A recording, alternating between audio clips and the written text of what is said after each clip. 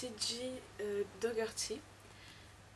Donc c'est l'histoire d'Ali, une délinquante notoire qui s'est fait repérer par les services de police et qui se retrouve virée pour la 3e fois je crois de son école et donc qui a un lourd secret entre guillemets familial.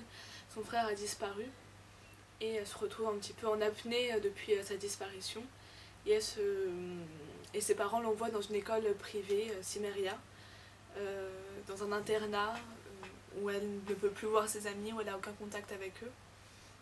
Et c'est une école assez particulière où il n'y a que des personnes très riches ou très intelligentes.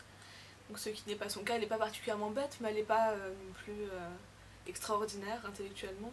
Et sa famille n'est absolument pas riche, donc tout le monde se demande ce qu'elle fait là, elle aussi. Et elle se retrouve dans cette école assez extraordinaire où il se passe plein de choses assez étranges, des élèves sortent la nuit alors que c'est interdit par le couvre-feu, il y a des attaques étranges dans des parcs, il y a des choses voilà, qui se passent qui ne sont pas tout à fait normales. Et elle essaie de découvrir un petit peu, de découvrir tout ce qui se passe. Et donc c'est un livre que j'ai lu très rapidement mais que j'ai pas particulièrement apprécié parce que c'est quelque chose qui se lit très facilement.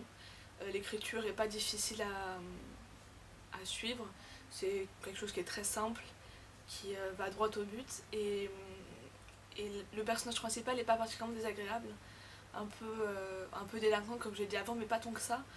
Et c'est un personnage facile, c'est-à-dire qu'il plaît aux garçons, qui est très gentil au fond, qui a fait des erreurs mais qui se repentit de ce qu'elle a fait. Et c'est vrai que c'est un livre qui apporte pas grand-chose en fait à la littérature actuelle, qui est assez simple dans sa forme et dans son contenu, assez attendu.